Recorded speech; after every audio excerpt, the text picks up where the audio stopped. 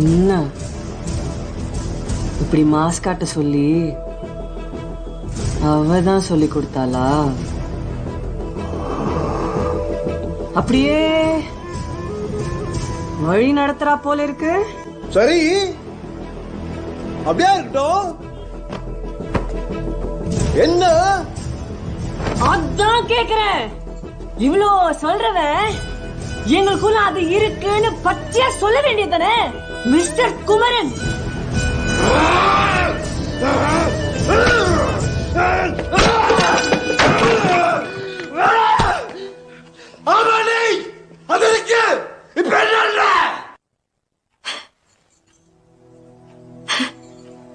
இப்படி எங்களுக்குள்ள ஒன்னு ரெண்டு வாட்ஸ் சொல்லிட்டா நான் பேசாம இருக்க போறேன்.